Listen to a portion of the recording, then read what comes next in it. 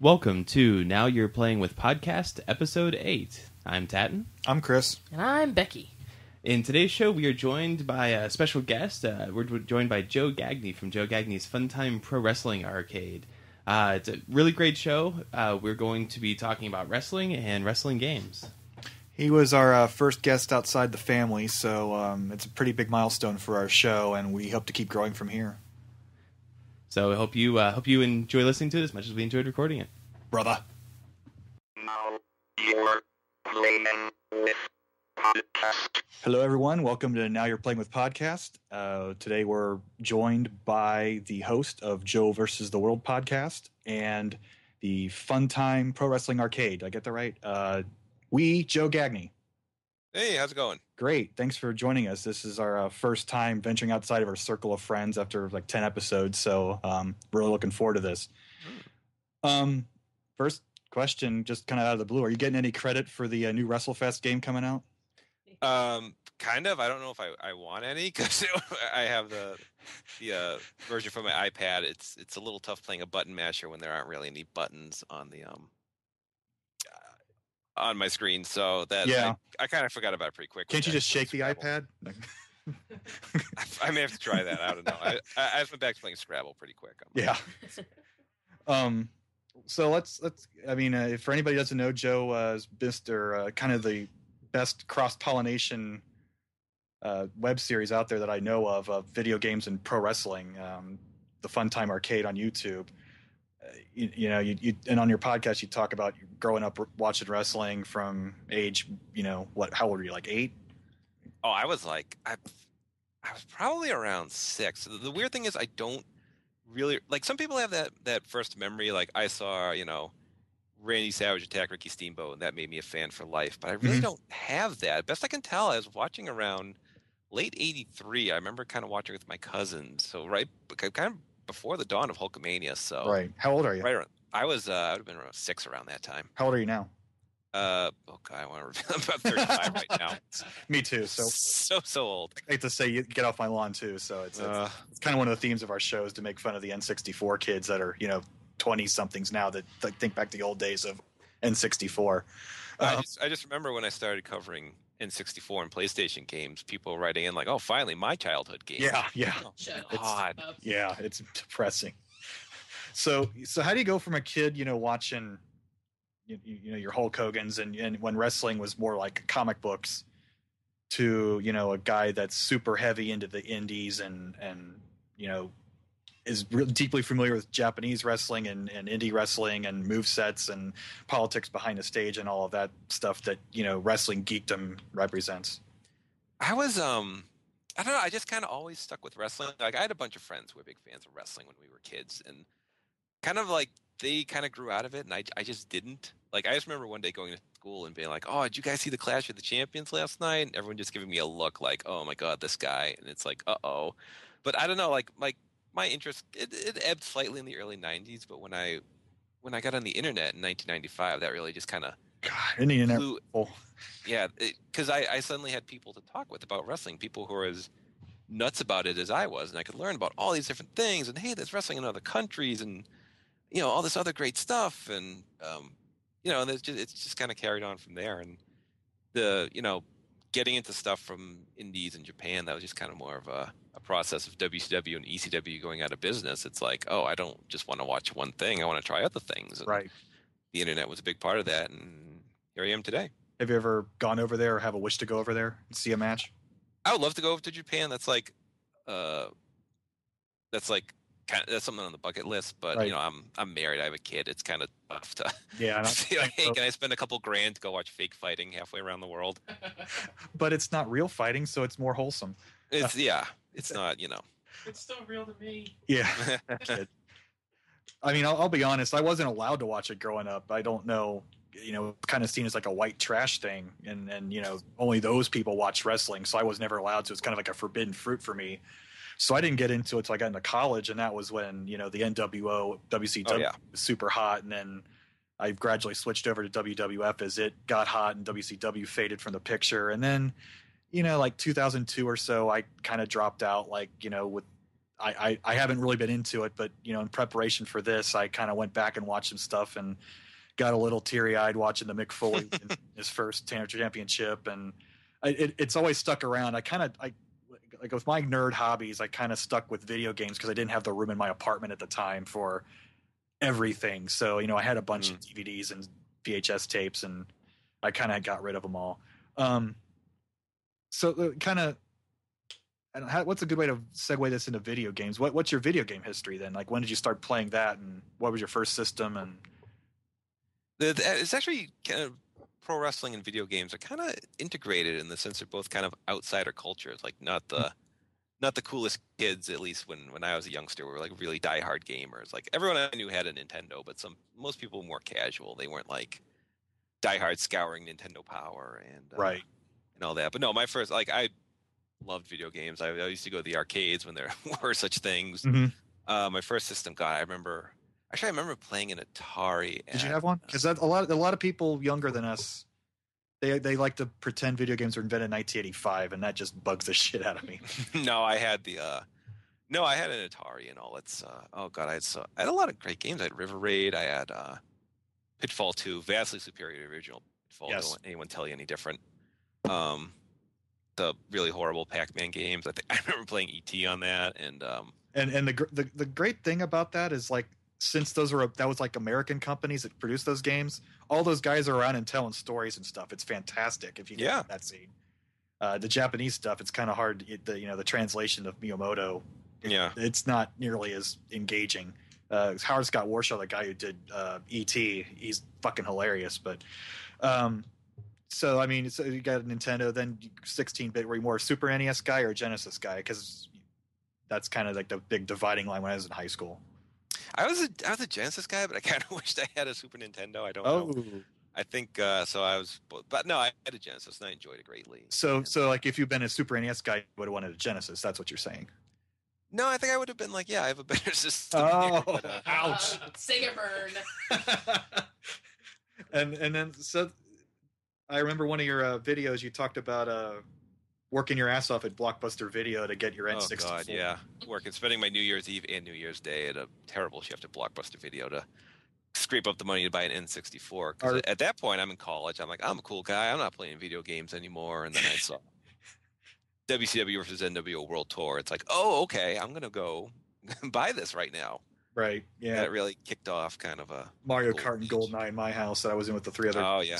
Oh yeah. I remember last sessions of GoldenEye in college. Of course, the wrestling game we ended up getting was Warzone, and that kind of took my taste. Well, yeah, I'll be talking about that in the upcoming. I actually just pulled that out and played it again, and I'm like, oh my! I remember I actually owned that game because I was so into the WCW games at the time, and WWF was getting so good and hot as a product. I wanted to play that as a video game, and I'm like, well, I'm going to buy this game, and I'm like, oh, this isn't good at all, and that sat on the shelf pretty quickly after that. And you take away, the actual gameplay, like the presentation was pretty cool for the day. I mean, you had the announcers, you had all the wrestlers, you had the creator wrestler, but it as it always is with these things, it's all polish and no substance.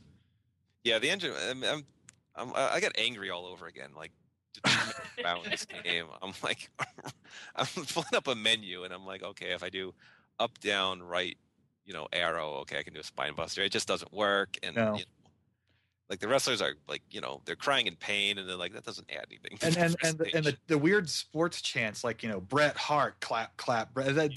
I've never heard that in a whenever the wrestling matches I've ever been to. So it's kind of No, as Vince McMahon's like, this crowd is going crazy, and you really don't hear anything. Like one person's like, hit him with a chair. Playing through all these games, I realize I suck at most of them. I mean, even the simpler ones like Pro Wrestling for the NES, I could win a few matches, but there weren't a winner is not you. A winner was not me. It seemed like wrestling just doesn't translate that well. I mean, it's a difficult concept because it is fake fighting. It's not like a baseball video game where you hit a button, throw the ball, and hit a button and hit a ball. There's got to be some sort of button combination to pull off a move, and it's just how you devise your system to pull off the various moves. So it's really difficult to pull it off. And if you have the full move set, then you don't have a very satisfying like action-packed game, or if you go for the simulation and have all the various different moves, it's kind of too deep to learn. Even the Aki games that you deservingly love so much, I had a hard time of learning everything. Of course, I only played it for a couple of nights. It wasn't like I had all day and I was in college and could skip classes to learn how to play it. But I mean, I haven't played anything since then, so I don't know how any of the current SmackDown games play. But what do you said you like WrestleFest is like one of your favorites, or at least your favorite arcade game. Is that is it the action that drives your love for these, or the realism?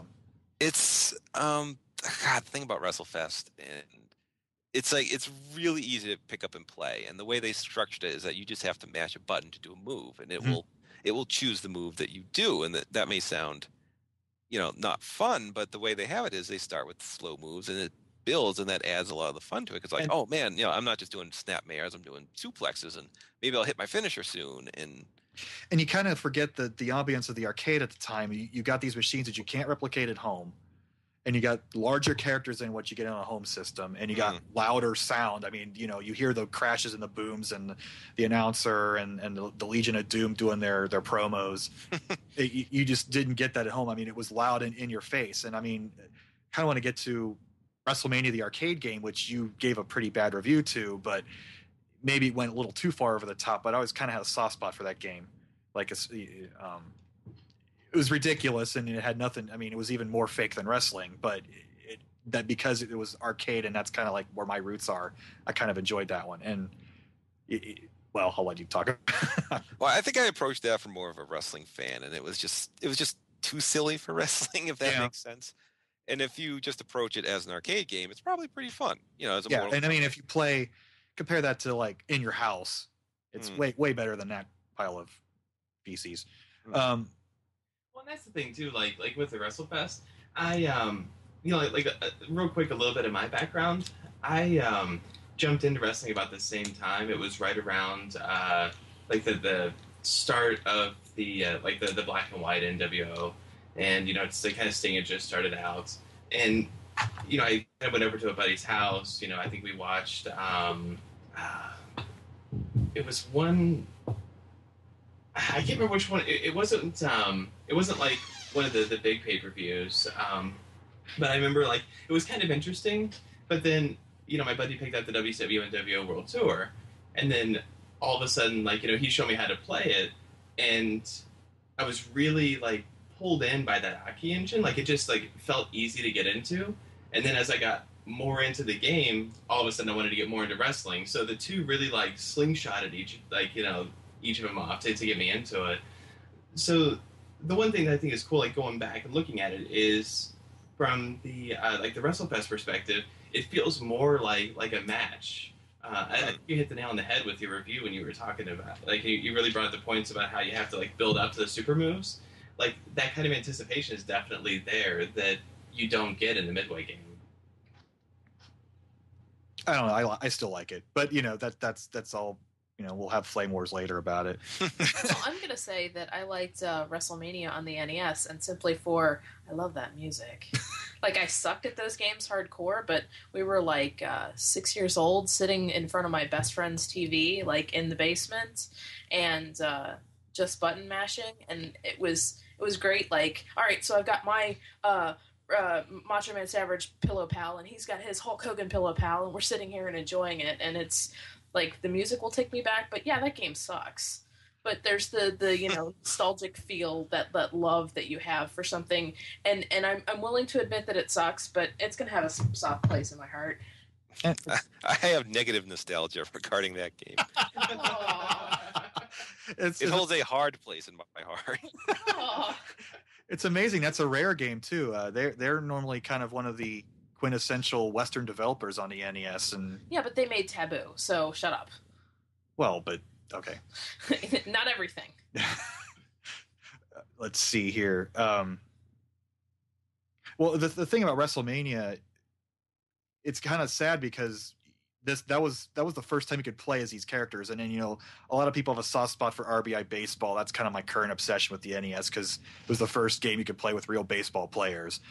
or Tecmo Bowl is the first video game you could play with real football players, and there's a big nostalgic lot for that. But WrestleMania, unfortunately, or any of the NES wrestling WWF games, there's just no good simulation for it, and there's nobody's hacked a good game like Tecmo World Wrestling and hacked WWF characters into it yet or anything. So it's kind of depressing that nostalgia for NES, at least, that pro wrestling nostalgia for those video games isn't there. It was so strange because the first pro wrestling game on the NES was part of the Black Box series of games. It also had games like baseball and 10-Yard Fight, and any other sports games in that series was greatly eclipsed later on. Like, you had RBI Baseball and Baseball Stars and Bases Loaded.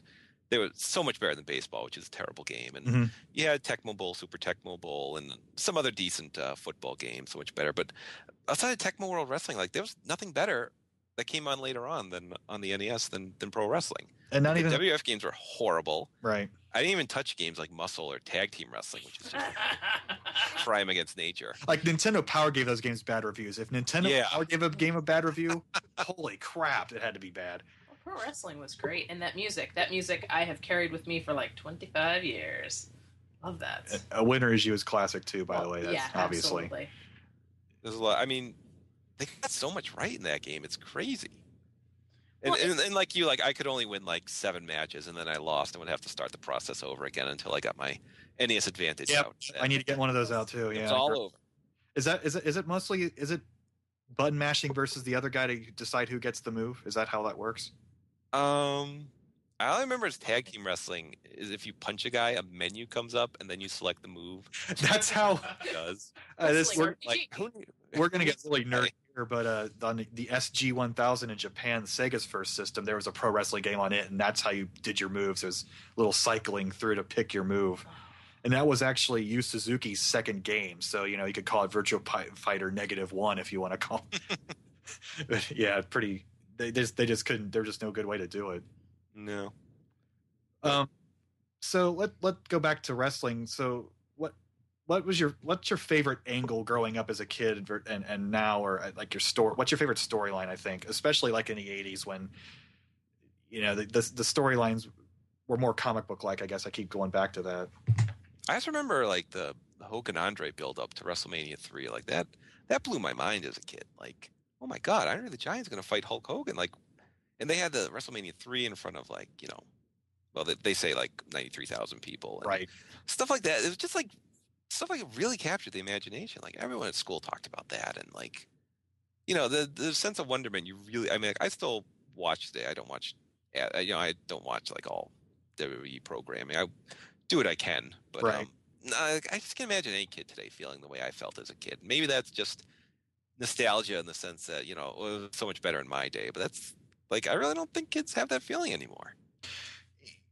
It's kind of strange because, like I said, I wasn't allowed to watch wrestling, and it was forbidden fruit. So Saturday mornings when my parents are still sleeping, I'd watch the Rock and Wrestling show, the terrible cartoon. Oh God!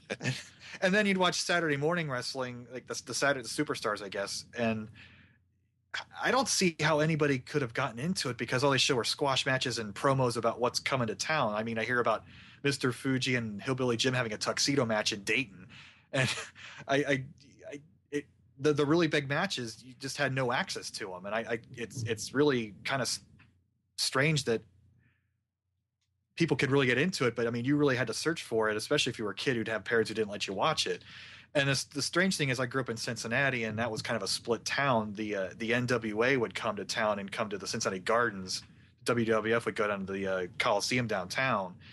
And the asshole kids I went to school with were big into NWA, and they'd bring in their magazines with all the blood and everything. And these guys are badass, and only nerds watch WWF.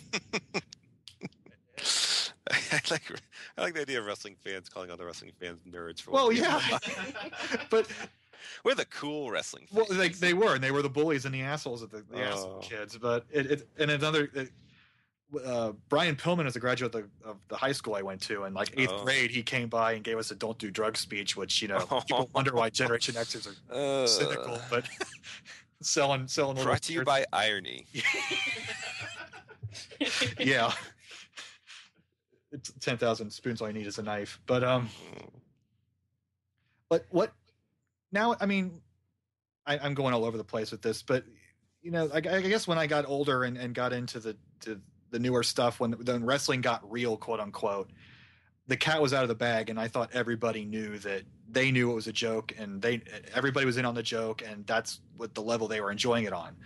So I'm flipping through channels, and wrestling's on. I'm just leave it on, see what's going on. My brother-in-law comes in, and he sees a TV, and he looks at me funny. He's like, that stuff's fake, right? And I can't believe that people are still asking that 15 years after the kayfabe was broken for the business. I mean, does that surprise you, or do you realize that that's what's the percentage of the audience these days that doesn't get it still? I would think pretty much everyone gets it, except for maybe little kids. But right, I don't I that was always hammered into me. Like every adult, like when I watch wrestling, be like, well, that's not real, right? It's like it's not that hard to figure out because every match kind of goes the same way, Right, every other TV show is fake. I couldn't. I know, like why? This is a smart man, and he didn't get it that you can appreciate it for what it was, just like any other story that he watches. You don't go into your mother-in-law and be like, The Young and the Restless, it's not real. Like, why would you do that? I don't know. I thought that the cat was out of the bag, but I guess it got back in or something. And that's always like the weird thing too with that is, with the whole like it's not real thing. There is still like enough of it that it's real in the sense that even though the matches are kind of staged, like they're still taking a lot of those hits. Not all. There's still a lot of like stiff hits and such, and like especially the I don't remember the name of it, but there was the WWF reality show where they were trying to like bring in contestants, Hard and Knocks, like training them, and like every single week, like Tough Enough, completely, yeah, Tough Enough. Like they were just covered in bruises, and you just see them like curled up on the mat, like crying because everything. It's all like I never really found out where that line is drawn between. Well, if you watch the '80s matches, the Hulk Hogan stuff especially, I mean that was over the top, phony looking. They were like stomping all the way up to their waist. Right. But the other thing is kind of related to that is, do you think that style with the Hogan and the super fake style versus the 90s and the Oddies style where, the hard chair shots to the head and working stiff and seeing what's happened to people's careers, and you look at Mick Foley and what a wreck he is now, and do you think that Hogan probably had it right? I mean, like that style at least with the less grueling to your body style? I mean, probably, but if you look at the way society's kind of progressed, like look at things like the X Games and things getting more extreme, so to speak, it only makes sense that wrestling would follow suit. And the thing is, Hogan would work a less extreme style, but back in the day, he was on the road like a lot, like right, 200 schedule, yeah, 200. He's Hulk Hogan says that he's on the road 400 days a year. He would, I'm not even joking. Like he would fly Japan and back, and with the time zone difference, he would work 400 days a year. Well, he is Superman. He can slow down time. You would think so, but so I mean, it is. I think they've toned down a bit. Like in the late '90s, it was a little crazy with guys falling off ladders and I mean, basically falling off things. They don't go as crazy, but I mean, it's a lot more physically demanding style, and guys do work less than they did in the '80s heyday, and they also like. It's not like one day you're in California, the next you're working a show in Boston. They tend to the travel's a bit more regimented, but like it's still a grueling, punishing profession. That I mean, you see what is happening even in football. Legit quote unquote sports with the concussions and everything, and you kind of, I kind of go into Benoit here. I guess they say he had the brain of an 85-year-old when they did the autopsy on him. I guess is it? I haven't kept up that well, but have they taken it to heart, you think, the business? Yeah, they don't, like, things like chair shots to the head have essentially been eradicated, which is a good thing. Like, they don't do certain moves like pile drivers anymore, I think. And I think there's a lot more awareness. Like, if someone's not gloopy, they're not sent back out for the next night. Like, that's just how it used to be. Yeah, concussion, right. Well, buck up and go out the next night. And there's a lot more sensitivity and awareness about it. So being that you're 35 and have been watching this stuff for 25 years or more, can you still like mark out like you did when you were a kid? I mean, can you still get excited by watching a match? Is the bar set extremely high? I still get excited, but nothing's like when you were a kid. Right. Like it's just, you know, it's just not the same because you've seen so much as you've grown up and you have experiences, and nothing really captures the imagination like you did when you were a kid. But I certainly if I didn't get excited by it, I wouldn't even bother watching. But it's funny that you were doing your podcast on the history of WrestleMania. I listened to that, and I obviously didn't grow up with all those older shows, and I found this coffee table book about 10 years ago, maybe even longer, that like the first 15, maybe up to WrestleMania 2000, like big coffee table picture book, and it had like a DVD inside of just like highlight clips from the first 15 WrestleManias, or maybe it was up to 2000. And the way that those were presented, because it wasn't a 4-hour show watching the entire tournament, the narrative got me. I mean, it's like, wow, Bret Hart made it all the way through and got the title, and Shawn Michaels, after all that struggling, defeated Bret Hart after an Iron Man match plus overtime. And I find that as I'm getting older, the narrative of wrestling, because that's all it really has to go on, like long term, because there's no stats, there's no records to break. It's just wins and losses, and overcoming things. And like when I mentioned Mick Foley before, like after reading that whole book, I mean that's the stuff that gets me about the sport. And I don't know where my question is, but so era, do you have a favorite era of wrestling? Big fan of that 80s period growing up, the Hulkamania Dawn and those early WrestleManias. Big fan of the Monday Night Wars era. That coincided with me. That started right when I entered college, and that's when wrestling became popular again. And like we would have like Monday nights, everything would stop. Like, you have a term paper the next day. Too bad, because we would set up 2 TVs, one for Raw, one for Nitro. Nice. That was the way to do it. Yeah. And then play video games into the night based on that. And that was just like, that's like now. I sit in my living room and watch, and that's It's and back then the pay-per-view channel on cable was, even if you didn't order the pay-per-view, it was just Scramble-Vision. You could still watch it. You could still hear what was going on. It was awesome.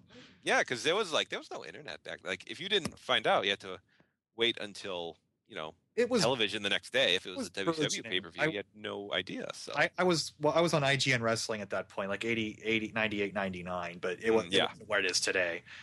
Well, that's the thing too, like in that era, because that was like for me too, like my favorite era, and that's the one too that I can always go back to are like the WCW, like the luchador matches they'd always open up with.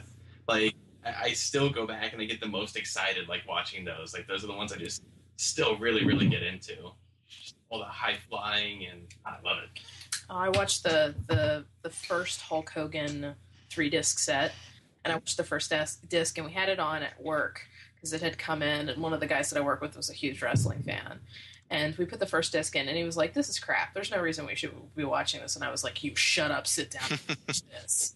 It was fun, and it takes me back to being 6 years old with my best friend. And then I used to watch wrestling with Grandma, and I would watch wrestling because guys were running around and hitting each other, and it was fun. And Grandma watched for totally different reasons.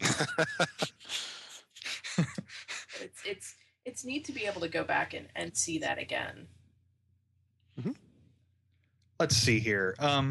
Here's a random question. What's up with that clip with the 3 count in one of your videos where the referee counts to 2 and then the wrestler screams, "That was a 3 count." The referee says, "It was? Okay, ring the bell." What the?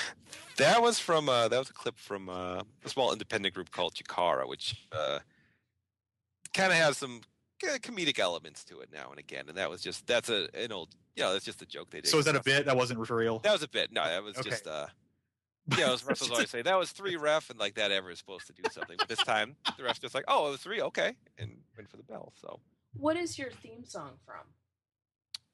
On the I think it's an old I think it's kind of the old WrestleMania theme that's like an 8-bit version. My editor Tom, who I have to give a little shout out to, because the poor guy he does all the heavy lifting. He does all the video editing. He comes up with a lot of jokes. Like when I watch an episode, like it's as new to me as anyone else, because I'm like, oh wow, he went in that direction. Didn't expect that. As far as the jokes and whatnot, and the poor guy gets no credit because everyone's like, "Hey Joe, great job on everything," and I'm doing, I talk and I make dumb jokes, and that's No, it's fantastic. Don't sell yourself so short. let's see. I've gone through most of my list here. So are there any games that you haven't played that you're trying to get a hold of, or that you're really looking forward to play? Because kind of the problem is you've gone through all the Aki games. Now it's going to be nothing but wrestle crap for the next. Oh, I'm excited by that because it's like Street Fighter. that's kind of a trend in these. There are a lot of video series reviewing retro games. A lot of them, nerd, like, right? yeah, and some of them like let's make fun of terrible video games, and then there was kind of a movement like, no, let's talk about good video games, and I'm like, why not do both? It's both. It's fun for both, and like I just picture ripping into a game like Warzone, or those really horrendous WCW PlayStation games like Knights of Thunder that are just abominations. Like, I can't wait. When you play those games, do you like to play as a jobber? Because I played Backstage Assault in preparation for this, and I had to play as Norman Smiley. I've never played. I've actually never played Backstage Assault. I'm gonna see if someone will be willing to donate that to me, and probably I'll give you my copy. Because these are games I think people aren't. They're not like, oh, I pull that out every week. I can't part ways with that. What's funny is EA signs WCW, and thinking, oh, EA's the biggest video game company in the world, and Mayhem comes out and the reviews are so, but I play it and it's like, well, it's better than Warzone. It's not great.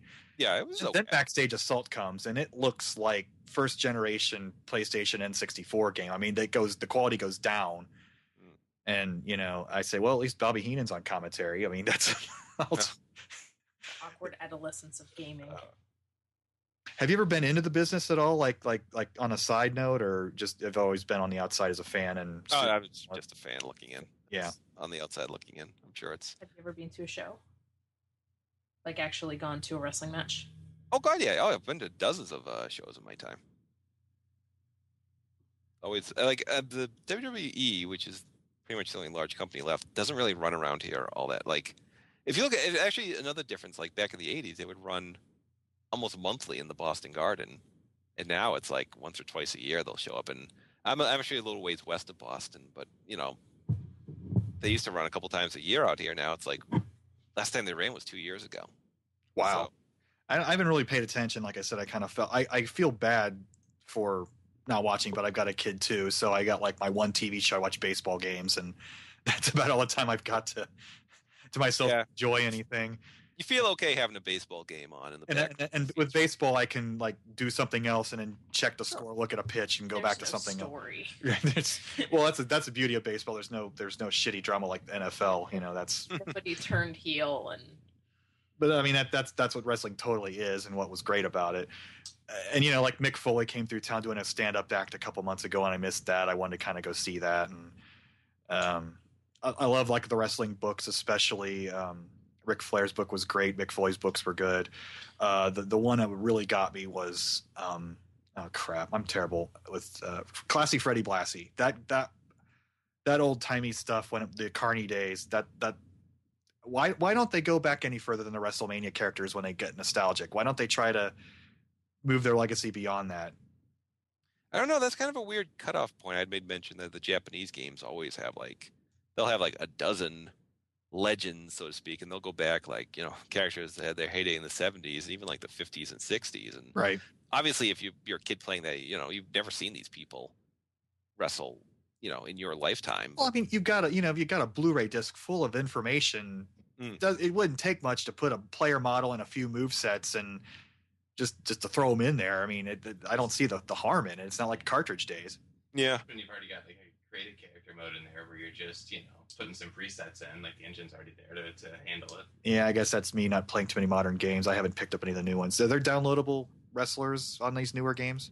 I believe so. They do have downloadable content. Like I haven't played a SmackDown game in a couple of years, so do you always ask me my opinion. I'm like, I don't know. You tell me. Do you have any modern systems? Only go up to a PlayStation 2. Oh wow! Hey, good for you. I'm regretting having my PS3 every day. Wow. I use it to watch Netflix. Oh, there you go. That's something. Yeah, and I'm not going to buy a next gen system unless they, give me some original stuff that I'd be interested in play, not just the same old Call of Duty bullshit. What are you looking for, like system wise for the show? I mean, you looking to get an Atari or anything like that? Kind of I'm on the PlayStation and 64 realm right now in this playing more. I have to go back. There are some, like, I think there are a couple of Atari wrestling games. There's a title match. Yeah. And a title match for the 7800. And there's Matt Mania had a port on the 7800, believe it or not. Really? But no, it was only one character you wrestled against. It wasn't like the whole roster. But and then the 7800 had the same sound as the 2600, so you didn't have the great music or anything. You just had beeps and bloops. But that might be worth playing if you want to shell out for it. But and I guess the wrestling game on the Intellivision is supposed to be really good because it had that keypad. It looked like a telephone pad, and you could program up to 9 moves in that thing. So. But you have to look at your keypad like a telephone to dial up your moves. So I don't know how well it actually played, but it was pretty ambitious at the day. So I don't know. It's a fairly rare game though. It's probably about $100 on eBay last time I checked. So I don't think I'm not that anxious. No, I got plenty more things to play than dropping pre-8-bit wrestling games. Yeah. I've got a real quick question for you then. I was super excited when I was going through and watching all your videos get caught up for the show tonight that you did the Fire Pro series, because I'm a big import collector and I've always loved the Fire Pro games. And did you pick up the US release for the PS2? I had Fire Pro Returns, but before that I actually imported the game from Japan and modded my PlayStation 2. Nice. That's awesome. Actually play that game. And cross-pollinate kids. When the Dream Station when the so like my mom someday when Sega and Sony combined, when the Dreamcast dropped to like $50, I bought one just so I could import a copy of Fire Pro D to play on that, which is actually my first experience in downloadable content because I hooked up like a Net Zero account, and like the company used to release like new moves and stuff for free for you to download, and it's like sweet. Did you pick up the Giant Graham games for that? Did not. I should. I've heard like nothing. That's something I'll have to get into down the road. That sounds like really interesting, in depth. Yeah, I mean it's all Japan only, and there's a couple like Vaders in it, and then like a couple of Virtual Fighter characters are in it. But it was. Did you ever see the Dreamcast back in the day? Because I mean that like the first time I saw NFL 2K, it's like this looks like a real football game, and Giant Graham was the wrestling version of that. The 60 frames a second really was a huge jump over the PlayStation things.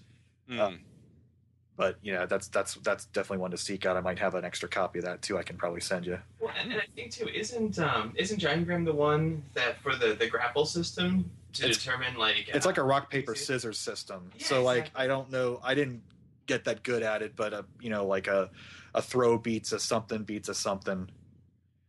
And then that they all beat each other rock paper scissors style. So there's actually a random element to it. It's not just game skill, but kind of like how a wrestling match could kind of go psychologically. Let's see here, and then they made a version for the Saturn as well. But that. Yeah, 6-Man Scramble. I've heard people love that version, but I don't know if I'm going to track down a Saturn to. When you look at your favorite wrestling games, do you how do you compare like the Aki engine to the Fire Pro engine? I know it's different because one's 3D and one's in 2D. Do you have a preference of one over the other? Like, do you have like a favorite? Probably the Aki engine. I'm a big fan. The thing that and the Fire Pro engine both have in common is that you can't just start out doing big moves. It has to build logically. You have to start off doing, weak grapples in Fire Pro and, short grapples in the Aki engine. And it builds and it feels like a wrestling match. And it's really... But I mean, when I looked at, what was it, Fire Pro Wrestling X Premium for the Super Nintendo, that game was crazy ahead of its time coming out. Like, I forget, it was like 96, I think, but it had just like unreal amounts. It had not only a great engine that, they pretty much held straight to that formula. It had a huge roster. It had creator wrestler, like well before I'd seen anything. Like, I wish I could have played a game like that when it came out. I just remember seeing clips of it on the internet and being like, wow, like I hope I get to play something like that someday.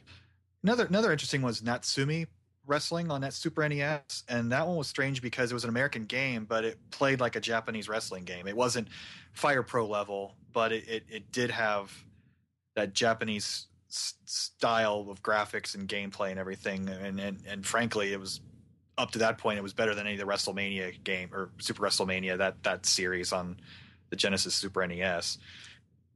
But Yeah, I've got a few generic requests for that game. I'll have to check that one out. I've never played that one actually. It's not great, but it's just odd that you get those that era. You got those random Japanese games that they decide, oh, we'll port this to America. They like wrestling or they like baseball, and then they put like Nolan Ryan on it, and it's this Japanese baseball game with Nolan Ryan on the cover. Sure. It's like my next review is going to be WCW versus a World for the PlayStation, which is just a port of virtual pro wrestling, and there's like 10 WCW guys in it, and they're the only people that are familiar to the Japanese audience. It's like, hey, watch WCW guys fight guys from around the world, and I'm like, that's a pretty clever way to port. I think that was like you just ported a game straight over. That was pretty quick and dirty. I guess that was when the PlayStation first came out, and funnily, that's probably the best wrestling game on the PlayStation.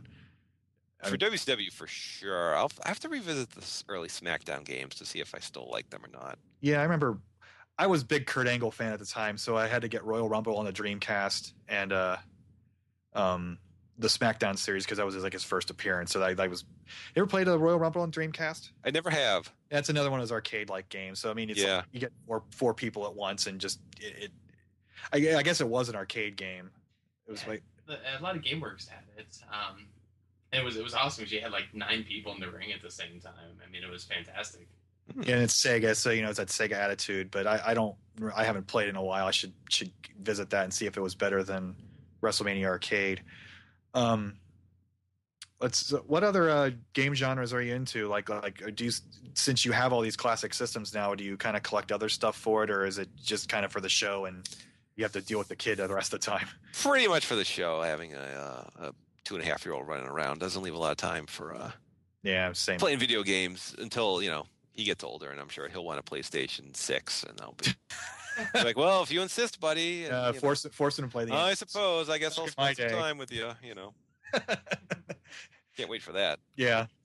Have you ever played any of the non-wrestling games that use the Aki engine? Oh, you mean like Def Jam Vendetta and I think some muscle games out in Japan? I haven't yet. No, I may uncover those. It's just so strange that here's this really great engine people love, and it just kind of went, it just vanished for reasons I'm still not sure why. They went with the SmackDown series, which begat Raw versus SmackDown, which begat the WWE series, and I don't know, maybe we'll see a crappy iPhone version of the Aki engine. There was another one, All Stars. I was really disappointed with because they'd say, "Oh, it's old school moves. It's really simple." It was mushy as hell. I mean, I don't know why people don't get that the appeal of the old games wasn't just the simplicity; it was the satisfaction and the tactile feeling of hitting a button and having an action happen. When you get these mushy games where you hit a button and the move doesn't happen for a split second till after you push the button, it's unsatisfying. I don't know why they don't get that. Or did you play that one yet? No, I did not get a chance. It just looked too cartoonish for me. Like they were too big. It's like that was really disgusting. Like how ripped those guys were. Yeah. I don't know what it is with this generation that has to have their guys all ripped. It's I'll save the gay jokes. Halloween costume. It's what was I saw this thing. This is way back, but was it X Entertainment? Yeah. Yeah, they found a Ultimate Warrior Halloween pack like for kids back in the 80s. It was like 2 little streamers and this really terrible mask that you put on. It's like these kids paid $10 for this thing, and it was back in the day. It wasn't even cool. It was pretty pathetic. That's WWE All Stars. So, who are your favorite wrestlers? Oh, like now as in all time? All time. God almighty. It's so hard. I was a big fan of Eddie Guerrero, who sadly passed away. There's a lot of, Stone Cold Steve Austin, all the... I mean, I was a huge Hulkamaniac as a kid. Can't ever take that away. And, there's so many guys I loved and appreciated. It's tough to narrow down. I mean, do you kind of separate the art from the art? It's like, well, I know that this guy's an asshole, but he still does great work in the ring, and his character's great, and I'll just appreciate it at that level. Kind of the ultimate test of that is Chris Benoit, who used to be my favorite wrestler until we all know what happened there, and it's kind of, Ty Cobb was not a good human being, but he was a hell of a baseball player. I'm Cincinnati and Pete Rose, yeah, absolutely. Well, and I'm with you. I'm definitely with you there with the Chris Benoit thing, because I was always a huge Chris Benoit fan, and it really saddened me, after everything happened, because there was definitely an incredibly tragic situation, but at the same time, I was really sad to see the WWE just wipe Chris Benoit out of history. All the incredible things that he did in the ring up until that, and whether or not it really did have an impact with what happened. I mean, there's so many psychological things around the end of that we'll never get answered. But it just seemed like such a shame to lose all of his history. The whole thing is just so messy and awful. I can't really blame them for reacting in any way they did, and like I don't know. It's just the whole thing's just it's been 5 years and almost Wow. pretty close to 5 years, yeah. And it's just the whole thing is just so still weird and strange after all these years. Like I still don't know what to make of it. Do you think it's? I mean, it's odd that they can just erase an entire history like that. Or do they? Nobody. Obviously, it's wrestling. They kind of tighten down the clamps on anybody not in a company talking about them ever. But I guess it's kind of like the same when they vacate a championship in football or basketball. They take down the banner, but the footage is still there. The people are still there. Memories are still there. But it just. What do you think that'll ever come back? It's like, well, what's the time frame for that? 10 years, 15, 20? I have no idea. It's completely uncharted territory, so it's. And I'm kind of pissed because I sold all my wrestling stuff a few years ago, and one of those things was the Chris Benoit DVD. And good luck getting that shit now. Oh yeah. So it's been about an hour, and unless great ending here. One more thing. What the fuck is up with that Sergeant Slaughter game on C64? Oh man, that thing! It took me I was going through that, and there was a whole page of there's some bizarre Commodore 64 wrestling games. There's there's a Popeye one where he beats up space aliens or something. I don't know. It was really weird. I saw this one, and it took me a while to get it to work because the Commodore 64 is not an easy thing to. Did you do you play your systems outright in video capture, or do you emulate? Depends. Sometimes stuff like a lot of the NES stuff I just emulate it because it's right there, right, online. And so same with the Commodore 64. You don't have to blow into a computer. No, I just don't wiggle it around, right, down again. No, but the I saw the Sergeant Slaughter thing is just. I mean, we've raised a question like how do you simulate essentially a fight simulation, and this just had such a strange way of going about it, where it kind of tried to be almost RPG elements in addition to wrestling, and not doing anything very well, but just being so damn strange. I mean, the Sergeant Slaughter thing, it looked like straight out of Roots. I mean, only peripherally, you couldn't actually be Sergeant Slaughter in the game, which you would think, kids would assume with Sergeant Slaughter on the cover and wrestling and all that. But he just gives you tips and whatnot, and it's obvious he just they said, "Hey, Sarge, will you be in our game? Here's a check," and he's like, "Sure," and did not have large quality control here. Yeah, that game is that's the strangest thing I ever played. Has there been a simulator of the business? I guess they have the season mode in the newer games, but is there kind of a thing where you can set up your own storylines and management Yeah, they've had the Extreme Warfare Revenge series, which is something a fan created, where you kind of you book wrestling shows and it keeps track of your business and certain wrestler morale and things like that, and that's extremely popular. And I think pretty sure that's free. So if you want to mess around with that on your computer, they should make a simulator of the Monday Night Wars, and what would you do in this situation? Would you not taser Goldberg or something? See how it turned out different. Taser or not taser? Yeah. Don't hire Vince Russo or no. Don't lose 90 million. I mean, house. I will still never forget the night, the buyout night, where WWF took over the WCW shows. That's still even now I'm still kind of getting goosebumps thinking about that. Just how crazy that was when the whole thing went down. It was there was a simulcast at the end, and it's you flip channels and it's the same thing, and that was so strange, and that was kind of things just haven't been the same without major competition. Yeah, I mean, what do you think of TNA?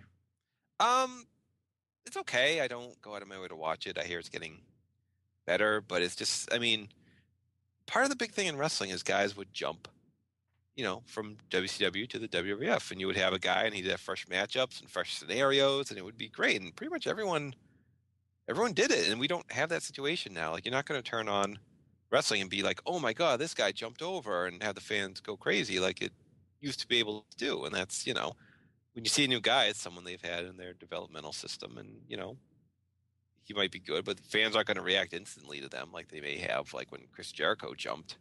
Right. Had that, you're not going to have, you don't have moments like that anymore, and that's way too bad. He was my favorite in WCW. I mean, probably because he was so pissed at the way things were run. Maybe that was kind of what fueled him over there. But the whole 1001 holds thing, when you just go armbar and it's just list all the ridiculous moves. I had a VHS comp tape of his stuff in WCW. I wish I had it and a VCR, or I wish I had transferred it to DVD at some point. But yeah. So, all right, so I've got a quick question for you. Mm-hmm. If you had to make a recommendation for someone who's not really been into wrestling and never played a wrestling game before, but they're like a retro video game collector, and you wanted to like make a wrestling game recommendation for them, is there like a good jumping in point that you think that you'd recommend to people? Gosh, it's hard to say. Like, I would love to point people to Wrestlefest, because that's like the easiest thing to play, and it's because it had to be in the arcade. You can't have you have to drop in a quarter and start going. You can't have time to read complex directions, and it's it's so much fun. But barring that, I almost kind of like stuff like the Aki engine might be too that might be too complex for some people. Like, when I picked that up, I hadn't played it in years, and I knew how to do everything instantly, and it was so great. But that might be too complex. I'm almost tempted to say like the NES games, like play Pro Wrestling, because that's very simple and very honest and a lot of fun. And it's cheap on the Wii, or if you. Oh yeah. If you I don't know if it's on the Wii Virtual Store. I don't know. I think I may have mistakenly said that in my video. I don't know why it wouldn't be. People have to play their Urban Champion, I guess. Awesome times. I remember wanting that game for some reason when I was in 6th grade.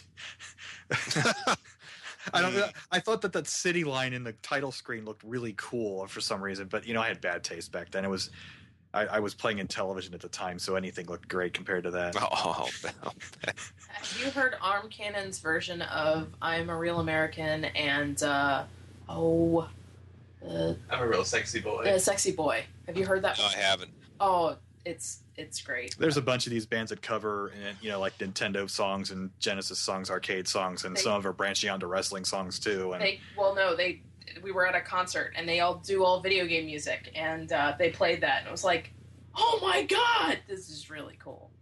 So if you're looking for a good cover, it's a good song.